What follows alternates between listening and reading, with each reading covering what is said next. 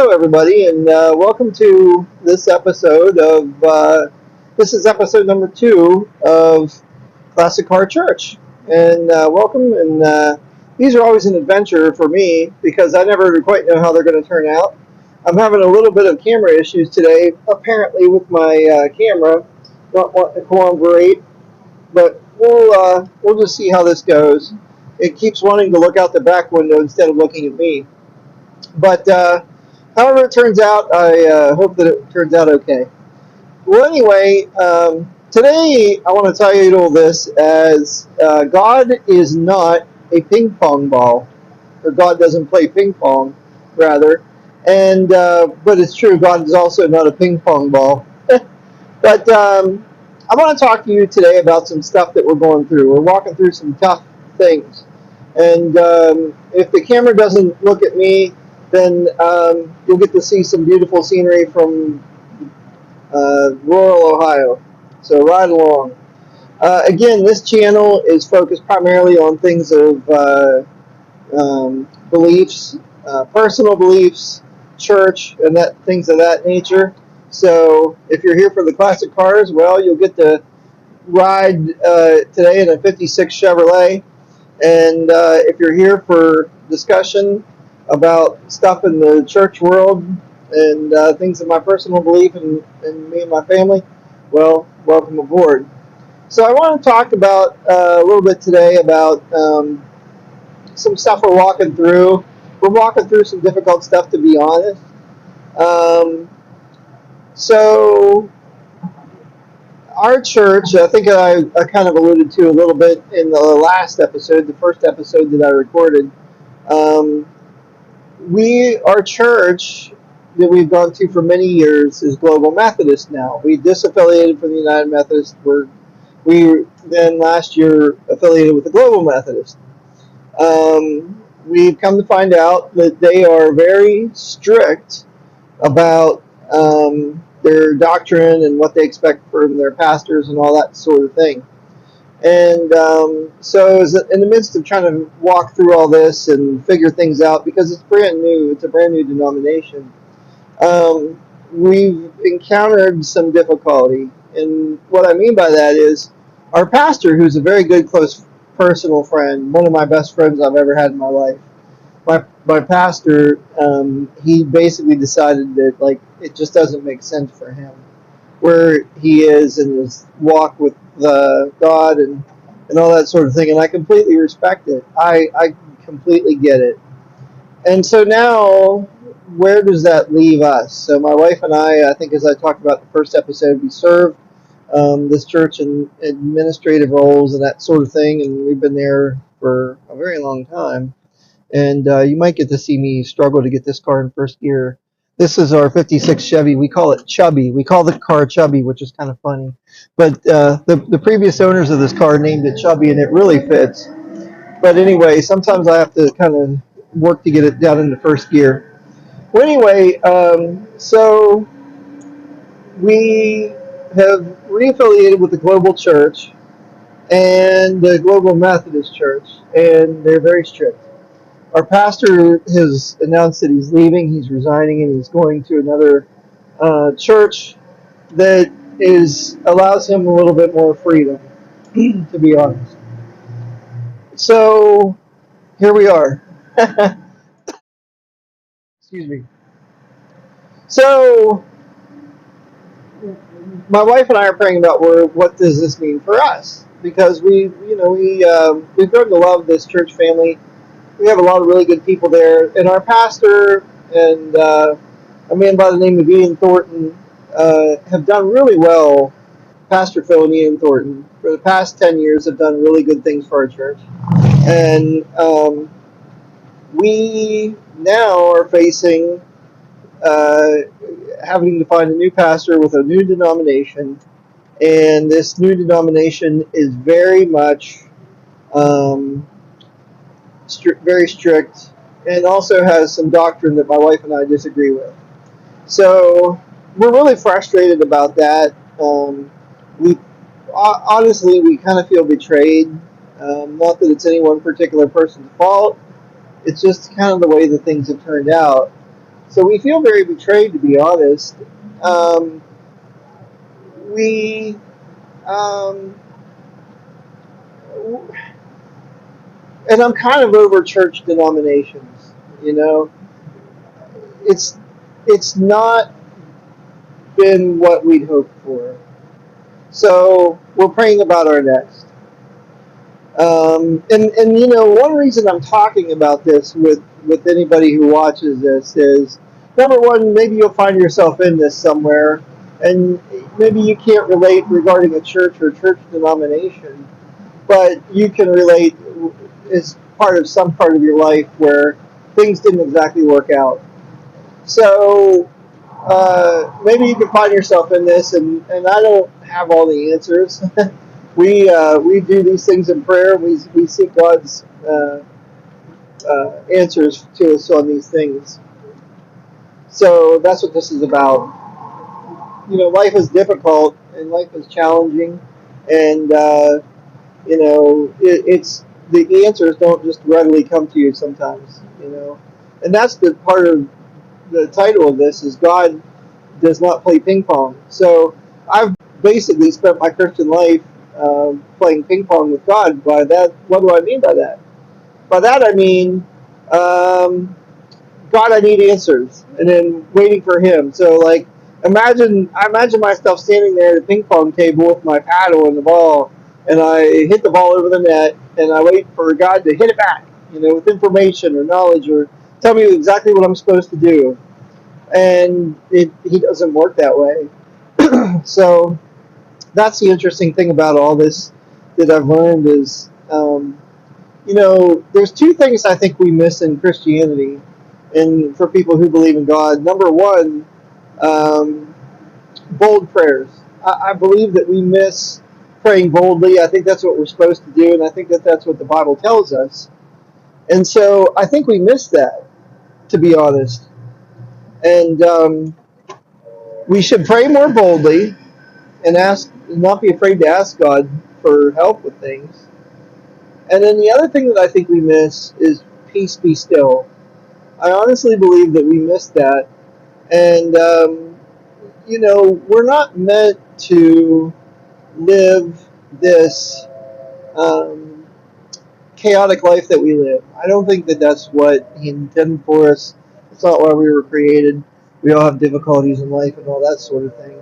But I don't believe that this is how we're supposed to walk it out, is in chaos and stress and anxiety. And you know, you could go look up all kinds of statistics on stress and anxiety and that sort of thing. And you know, tons and tons of people are seeking, you know, mental health help, and you know, from practitioners and they're on medicine and things. And I've been down that path before in my life, and I could very easily do it now. Or you know, honestly, there are days I feel like I could go get drunk.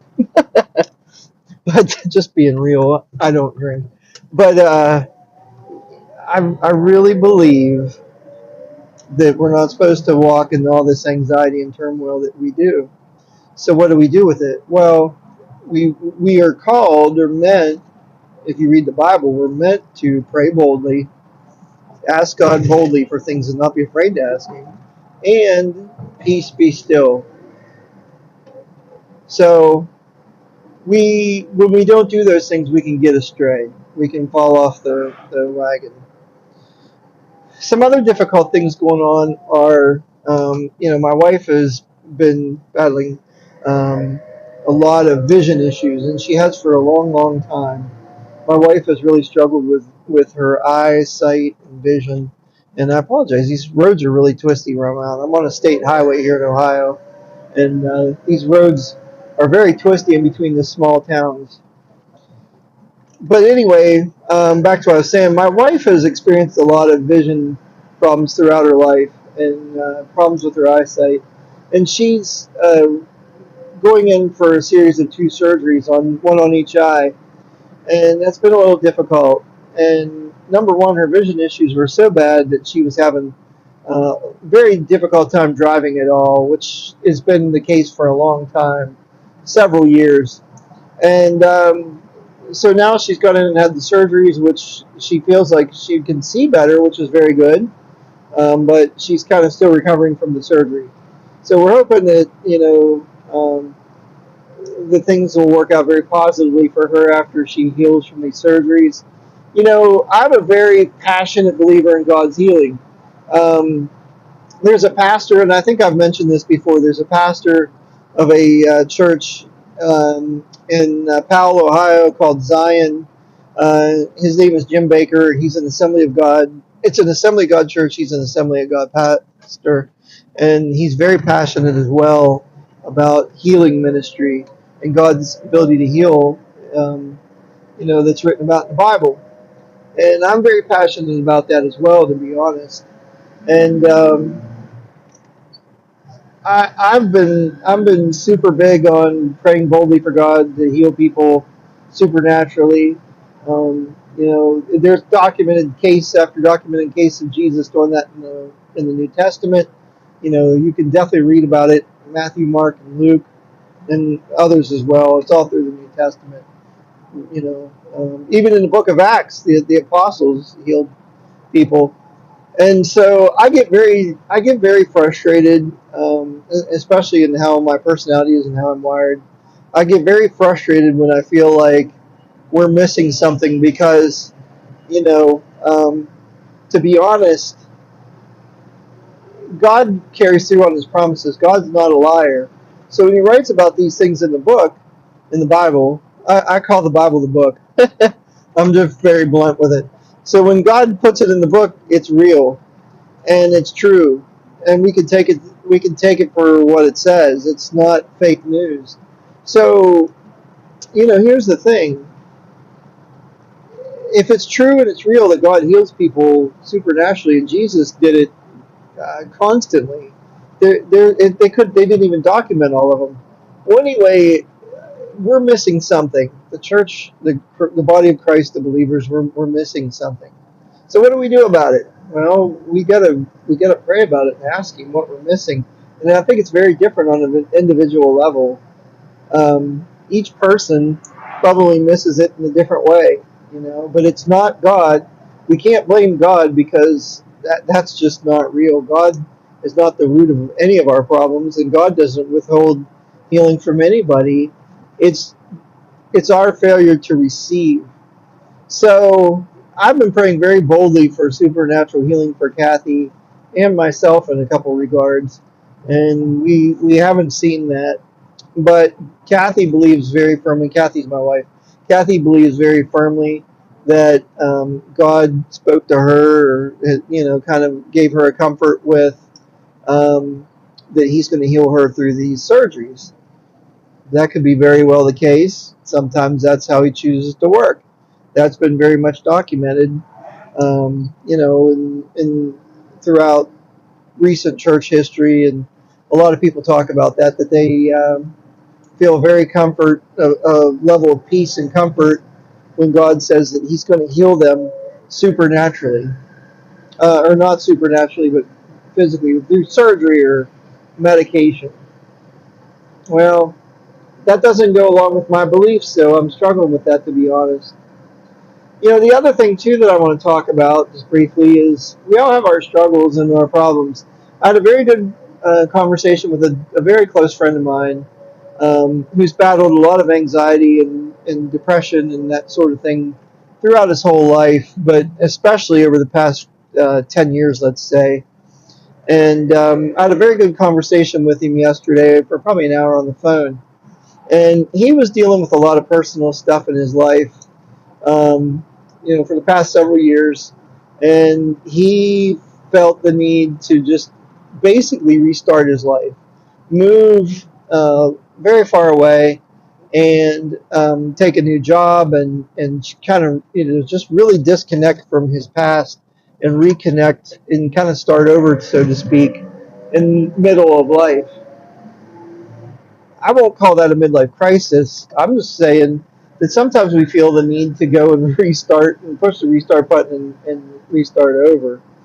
Well, you know, I don't fault him for that. I mean, we all got to do what we believe that is in our best interest or what God wants us to do. So I don't fault him with it. But the key is Um, we have to find God's peace. We have to ask God what's best for us, and then move forward in faith. I think we have to take a step in faith when we get a peace or a comfort about God revealing to us what His plan for us or what He wants for us. And sometimes that can change and be a little different than what He originally wanted. And so, you know, dare I say, I don't want to come out and say that God goes with the flow, but He works all things for the best. That's scriptural. You can find that in the Bible. God works all things for the best. So, God's plan for us might be very different than what we've chose to do or how we've chosen to do it. But really, when you think about it, He still works with us. He still forgives us when we come to Him. So don't pass up that forgiveness, and just go with Him, and He'll go with you. So even if God wanted you to be the president of the United States or the head of some kind of corporation, and He had a plan for you to do that and to minister people, however He asked or designed you to minister to people or do and be. Even if you didn't do that and you did your own thing, well, He still works with you when you come back to Him, and you can read about that in terms of the prodigal son. You know, so even when we go off and do our own thing and we don't really do what God wants us to do, He still honors us and cares about us and loves us. We just have to go back to Him and then kind of pick up and go from there as He directs us from that point. So I want to talk a little bit about some struggle that I have personally, about a couple things, I guess. Number one, just all this church stuff I talked about. We're in the midst of a little bit of turmoil there. My wife and I are figuring out what does God want us to do? Does He want us to stay with our church family that we really have known to grow and love and trust? Um, we're weighing that versus this denomination that we don't really believe in some of their doctrine, and we're pretty honestly frustrated with them. We feel like it's not of the Bible or what the Lord wants for any church. It's nothing serious. I'll lay the cards out here. I'll make it easy.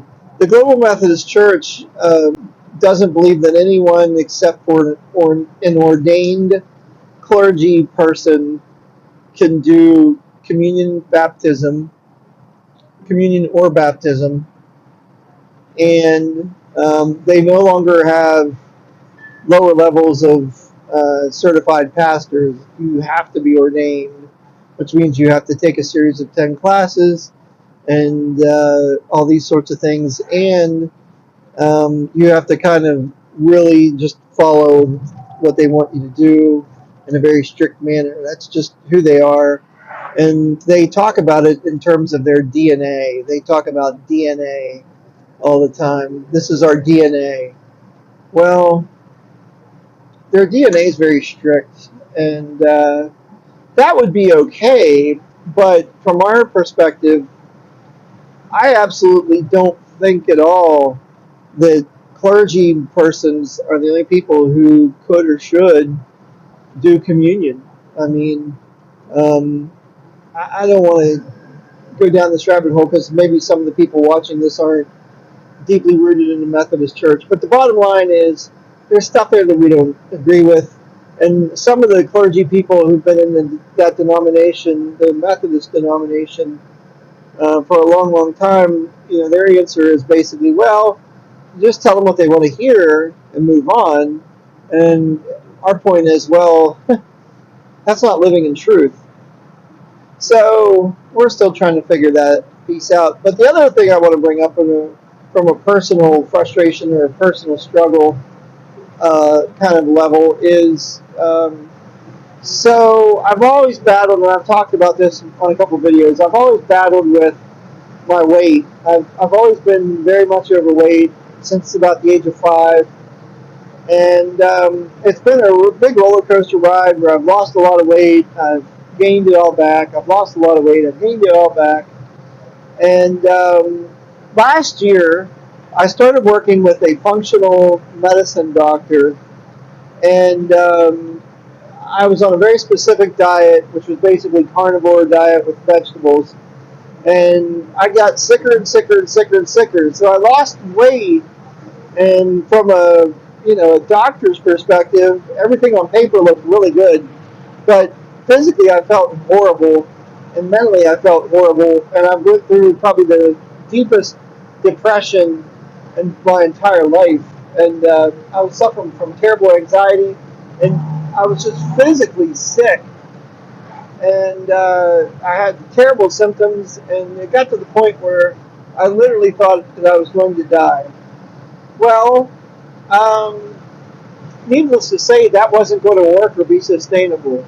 So it got to the point, it was so bad at one point that I actually increased my life insurance. And even though the doctors were just raving about how well I was doing, I physically felt like I wasn't going to live much longer.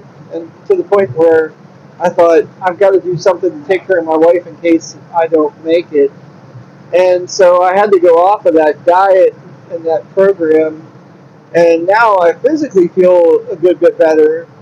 But the problem is, I've put the weight back on, and so I'm really seeking God for it. And I have a lot of emotion in that, and because I'm trusting God, I'm seeking God, and I'm getting nothing, and I'm going the wrong way. And I'm really, I have a lot of guilt and shame issues with it. I have a lot of feelings of failure and defeat, just being honest. And I feel like there's nowhere to turn for me. I feel like I've every program I've ever tried, everything I've ever done has resulted in failure. And I know millions of Americans and people around the world have been in this situation. It's nothing new or different. This is a common thing. Well, where do we turn? Well, as a Christian, I'm turning to God, I'm turning to God, I'm turning to God, and I'm playing ping pong. I keep hitting the ball across the net, and I feel like the ball doesn't come back. I feel like I'm playing ping pong, and there's nobody hitting the ball back to me. So I keep continuing to seek God in prayer and all these things, and I really hope. My hope is in Him, and I have a vision of eventually. I have a hope and a vision of eventually getting past this in some way, in some form. I mean, again, God is truth and God is not a liar. I'm just saying I'm not receiving something on my end, or I'm not doing something on my end. I'm and not even doing, but I'm missing a piece of the puzzle on my end. So I hope that someone can relate to this and appreciate it. Um, and get something from it. I really hope that if you're struggling with something, number one, you're not alone. Number two, we all have our stuff. And number three, we got to continue to stand and trust God, because I've truly seen Him answer prayers many, many, many times on different levels, from really small to really big. So we just have to stand. We have to be patient, and sometimes that's really what He wants from us. He's not holding anything from us. He's already done everything. And if you don't know what I mean by that, well, I can talk about it in a future episode. But the bottom line is, He gave us His only Son, Jesus, and Jesus died on the cross for us. It's that simple, and you can read about the rest in the Bible, and I encourage you to do so. So, um, there's one last thing that I want to talk about is we finished up our church finished up a read the Bible in a year program. It was on a platform called the YouVersion app on your phone. I encourage you to get it. It's really good. It's a formal reading Bible reading program that kind of leads you on a very formal path, and I encourage you to try that. They have all kinds of different Bible studies and things like that that are really good that you can get on there. It's called the YouVersion Bible app. You can get it from your app store on your phone. I encourage you to do that. They have different topics and themes and that sort of thing that you can do. So I encourage you to do that. The other thing I want to mention is that's done for us. We've done that, and I don't really want to go through and do the Bible in a year again, even though it's a very good thing. I want to do something different. So I've done something different that I want to tell you about, and I really enjoy it so far. And it's my cousin Robert, who's a pastor, turned me on to this. It's called Pathways. Pathways, Pathways. And I encourage you to check it out if you're interested in doing some structured learning. What it is, it's a certified coursework for the Assembly of God Church, in which he's an Assembly of God pastor. But it's a certified training and education program. It's structured. It's really good. I'm enjoying it so far. It has a very good mixture of videos and reading, and then you take a quiz at the end of each section. And there's courses if you choose to go on and be certified. I don't know what my future holds for that so much, but I just wanted something that was a good, affordable, structured learning, and it's I enjoy it, and I encourage you to look into it if you're into that kind of thing, and you're looking for something that way. It's not for everybody, you know. The YouVersion Bible app is very good as far as just doing things self-paced yourself. It's got daily activities and that sort of thing. It's got some reading and it shares some scripture with you. So I encourage you to check it out. And really, that's all I have today. And I hope you enjoyed the ride. And we'll catch you next time.